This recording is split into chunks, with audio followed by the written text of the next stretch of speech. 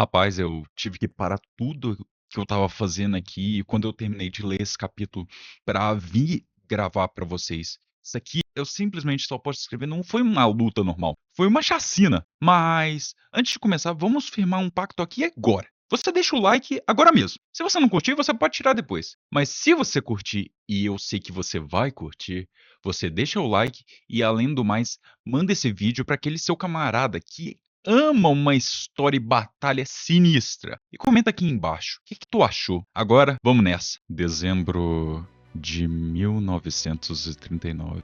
Um campo de batalha próximo ao lago Landoga, no sudoeste da Finlândia, nasceu uma lenda eterna na história da guerra humana. Ele é chamado de Milagre de Kola, tragédia e lenda gravadas na história. A gente vê de fundo simplesmente uma área nevada e alguém dizendo o que trouxe à tona esse milagre e um exército se aproximando. Apenas tiros ecoam, um após o outro cai e um homem ao fundo diz 137. Foi o único sniper. 30 de novembro de 1939, a União Soviética invadiu a Finlândia de forma unilateral. Um exército enorme de aproximadamente 1 milhão de soldados iniciou o avanço principalmente por 4 rotas contra a força esmagadora de aproximadamente 1 milhão de soldados soviéticos. O exército finlandês só conseguiu reunir 235 mil homens, e soldados eram em grande parte fazendeiros e caçadores,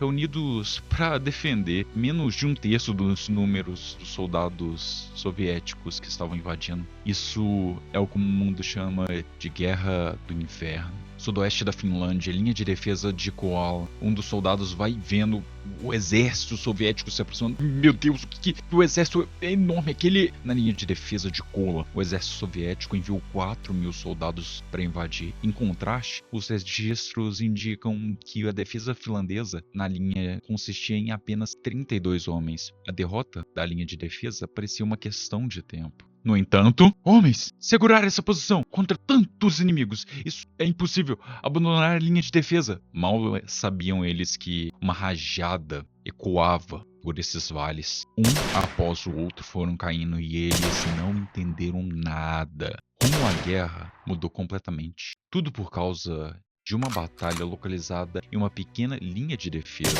134, mais um tiro, 135, mais outro, 136 e outro.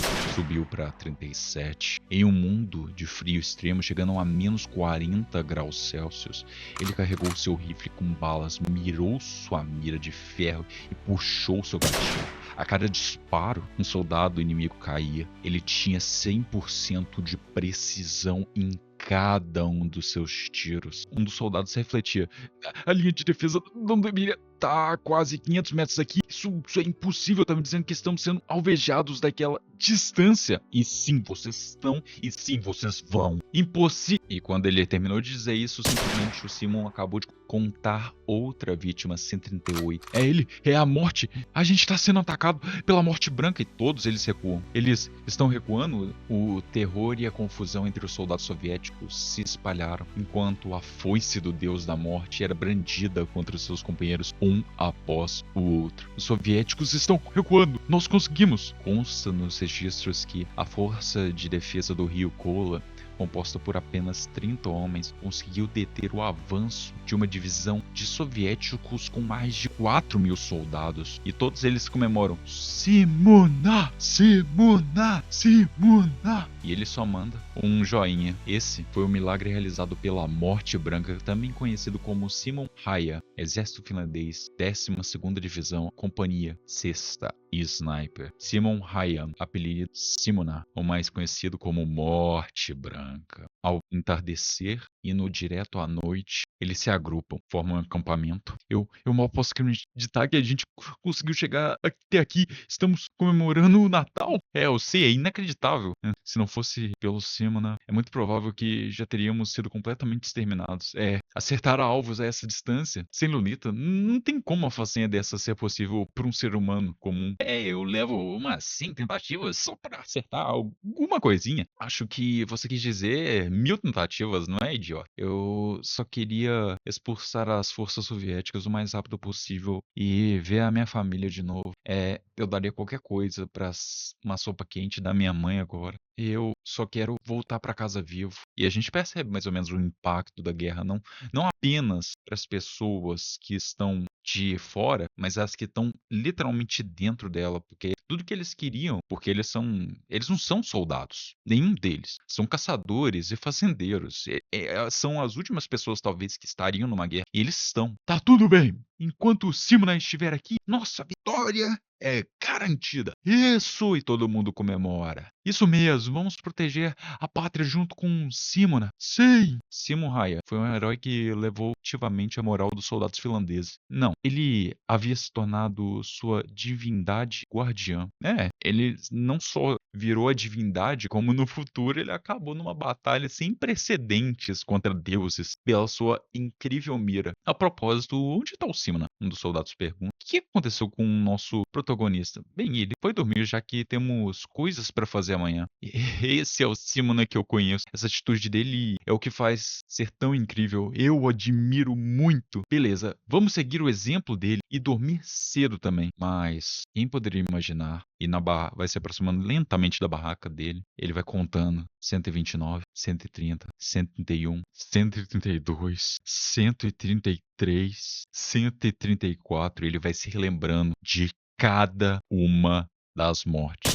135, 136, 137. Desde o momento em que ele matou sua primeira vítima, não houve uma única noite sem que Simona pudesse dormir em paz. E ele vai se recordando não apenas de um simples soldado, mas uma pessoa por trás daquele soldado. E 38. Me desculpe. Ele vai tentando chorar, mas ele não consegue. As lágrimas já secaram de tantas vítimas que infelizmente ele teve que fazer. Me desculpem, ele vai pedindo, me desculpem, e se lembrando cada um dos soldados que ele abateu, para não desmoralizar seus companheiros. E o Simon vai agonizando de medo pelo que ele mesmo fez a outro ser vivo. Por trás da sua fachada desesperada de compostura, a cada puxada de gatilho, a cada tiro que atravessava um soldado inimigo, e lembrando, ele tem um tiro perfeito, então ele sempre vai atravessar. O seu coração era ferido, profundamente ferido, sangrando sem parar, e ele se racha, a mente de Simon se racha pelo próprio desespero que ele teve que infligir a si mesmo por essa maldita guerra. E então um dia, a Guerra de Inverno, faltava uma semana antes do fim da Segunda Guerra Mundial, 6 de março de 1940, linha de frente de Rio Koala, o exército soviético era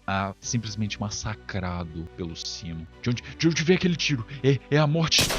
540. É tudo que o Simon consegue pronunciar. E ele continua procurando seu próximo alvo e acerta de novo.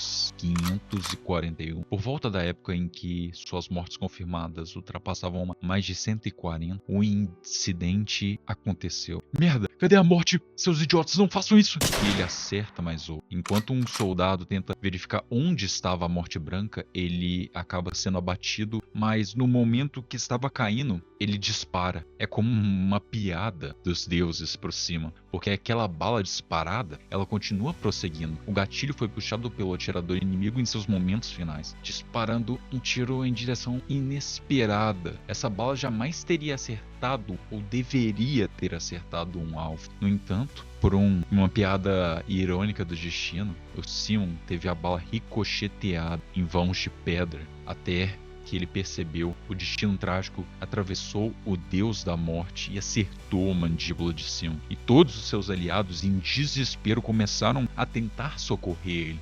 A mandíbula dele! Médico! A gente precisa de um médico! Em meio ao caos de seus companheiros e aquela dor excruciante, o que Raya sentiu foi... E ele estava olhando pro céu, aquele céu limpo, sem nada, frio que ele estava sentindo. Isso não é o suficiente. Não espero ser perdoado apenas por levar uma bala, mas mesmo assim eu me sinto só um pouco salvo.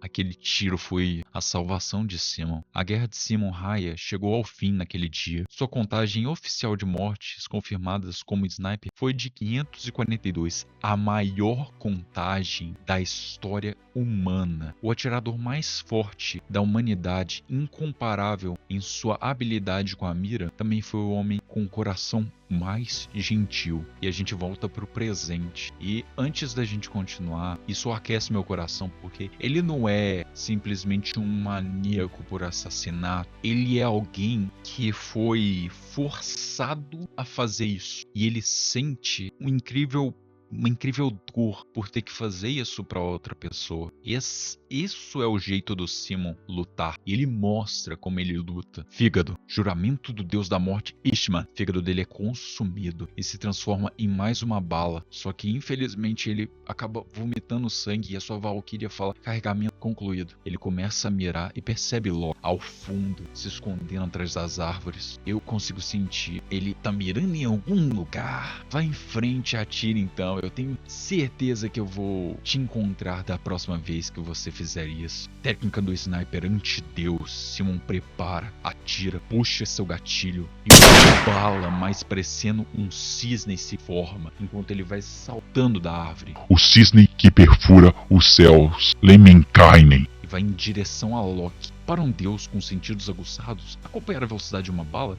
não é nada demais. A posição de onde ele atirou, Loki vai pensando, não passará despercebido por mim. E ele vai conjurando novamente 3 deuses que são perfurados pela bala de cima. Mas não só isso, ela continua, parecendo que não foram nada. Esses deuses não serviram nem de muro para a bala de tão potente que ela saiu. Eu consigo ver a trajetória daquela bala, Loki pensa. Vai tentando conjurar alguma coisa. Eu não vou deixar você escapar de novo, seu maldito. Simon, em pleno ar, vai percebendo isso. Loki tenta conjurar uma parede de escudo. Só que, infelizmente, é tarde demais, porque aquela parede começa a ser perfurada pela propulsão da bala de cima.